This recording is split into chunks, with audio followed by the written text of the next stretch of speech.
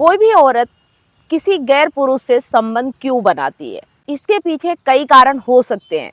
यह कारण भावनात्मक, सामाजिक, शारीरिक या व्यक्तिगत हो सकते हैं। इस पर मैं आपको एक स्टोरी के माध्यम से समझाने वाली हूँ कि कोई महिला पराये पुरुषों से संबंध क्यों बनाती है। अगर आपको ये स्टोरी समझ में आ जाती है तो अगर आपके जीवन में कोई महिला है तो इन चीज़ों का ख्याल रखें, नहीं तो वो भी इसी कहानी की तरह पराये पुरुषों से संबंध जरूर बनाएगी। तो चलिए, जो लोग ये जानना चाहते हैं कि एक स्त्री पराये पुरुषों से संबंध क्यों बना लेती है, इसके क्या रीजन होते हैं, तो कई कारणों में से जो ये स्टोरी सुनाने जा रही हूँ उनमें से कुछ कारण इस स्टोरी में आपको जानने को मिलेंगे। वीडियो अंत तक बिना स्किप किए हुए जरूर देखिएगा ताकि आपको सारी चीज़ें बहुत अच्छे तरीके से समझ में आ सके।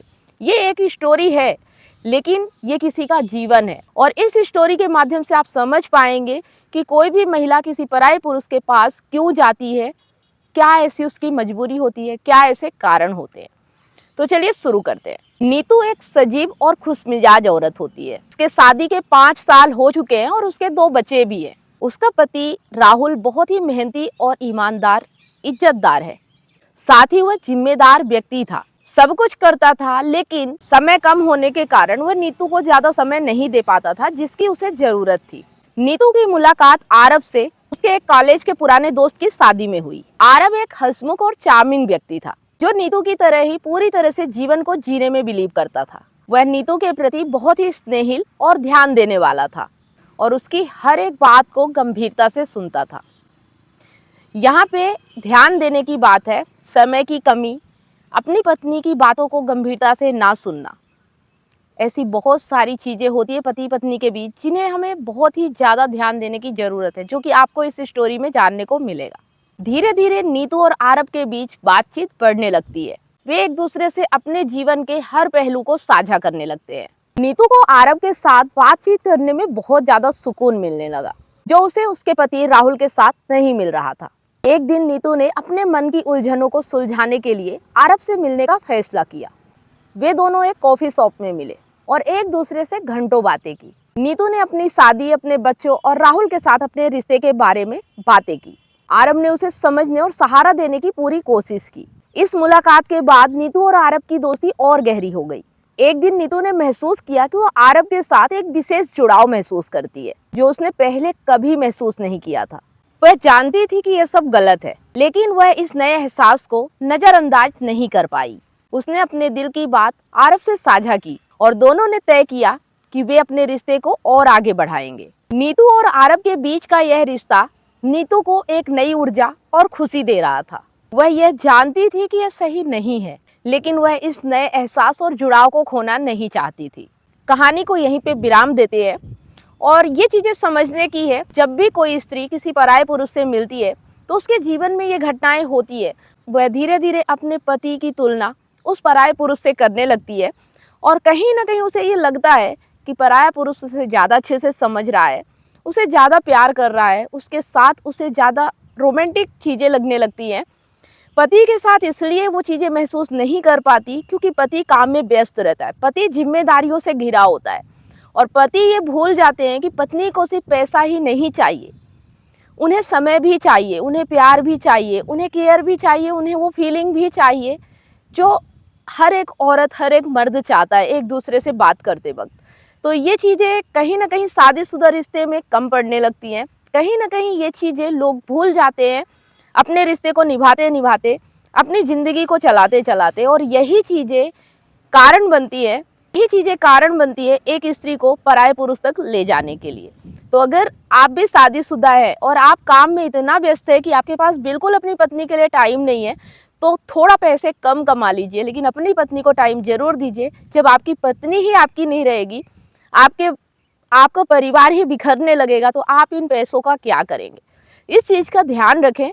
अगर सब कुछ अच्छा है उसके बाद अगर पत्नी ऐसा करती है तो वो उसकी गलती मानी जाती है, लेकिन अगर आप अपनी तरफ से कोशिश नहीं कर रहे ना, तो ये आपकी भी गलती होती है। वैसे औरतों की भी ये गलती होती है कि अपने पति की मेहनत को ना समझना, अपने पति की जिम्मेदारियों को ना समझना, पराये पुरुष के साथ गुलछर्रे उड़ाना, उनके साथ खुश रहना। उन्हें ये नहीं समझ में आता कि पति भी तो बेचारा इंसान है, वो हमारे लिए इतनी मेहनत कर रहा है, कमा रहा है, और अगर हमें खुशी चाहिए तो क्या पति को खुशी नहीं चाहिए? अगर वो रह पा रहा है तो हम क्यों नहीं?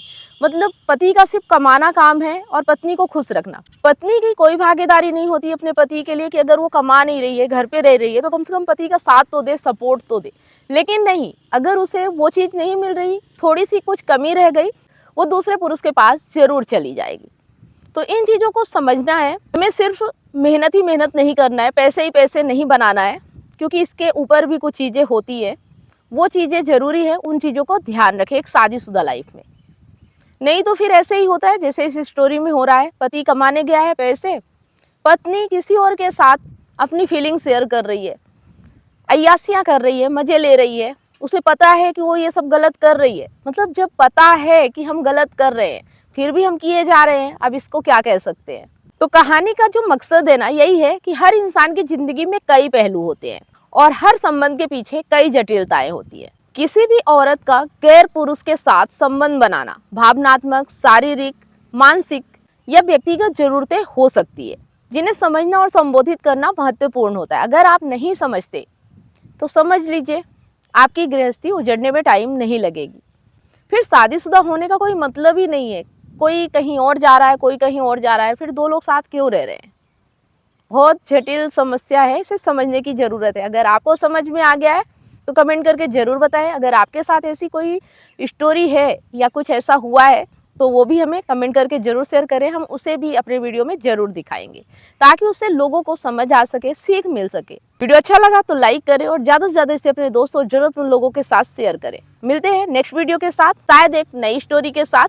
तब तक आप सभी लोगों को बहुत बहुत धन्यवाद। अगर आप इमोशनल इंटेलिजेंट बनना चाहते हैं, रिश्तों को अच्छे तरीके से समझना चाहते हैं, एक्स्ट्रा मैरिटल अफेयर के बारे में जानना चाहते हो और उसका समाधान भी चाहते हैं, तो आप इन ई बुक्स को परचेस जरूर करें। ई बुक्स को परचेस करने के लिए दिए गए नंबर पे कांटेक्ट करें। अगर आप काउंसलिंग चाहते हैं, 1-to-1 कॉल पे बात करना चाहते हैं, समस्या का समाधान चाहते हैं, तो भी आप इसी दिए गए नंबर पे कांटेक्ट करके अपना अपॉइंटमेंट बुक करा सकते हैं। अगर आप मुझसे लाइव जुड़कर अपनी समस्या का समाधान चाहते हैं तो मंडे, वेडनेसडे और सैटरडे शाम 8 बजे मैं फेसबुक पेज और यूट्यूब पर लाइव आती हूँ, तो आप मुझसे लाइव जुड़कर भी अपनी समस्या का समाधान पा सकते हैं। यहाँ स्क्रीन पर फेसबुक आईडी और यूट्यूब चैनल शो हो रहा है, आप उसे फॉलो और सब्सक्राइब जरूर कर ले। लास्ट में अगर वीडियो पसंद आया तो उसे दिल से लाइक करें, कमेंट और शेयर ज्यादा से ज्यादा करें, क्योंकि आपका एक शेयर किसी की लाइफ में बहुत बड़ा परिवर्तन ला सकता है। साथ में बेल आइकन प्रेस करना बिल्कुल भी ना भूले, ताकि जो भी वीडियो मैं पोस्ट करूं उसका नोटिफिकेशन आपको सबसे पहले मिले और आपसे कोई भी वीडियो मिस ना हो। इसके साथ ही अगर मेरे वीडियो आपको बहुत ही अच्छे लगते हैं तो फेसबुक पर स्टार देके और यूट्यूब पर सुपर थैंक्स देकर हमें सपोर्ट जरूर करें। धन्यवाद।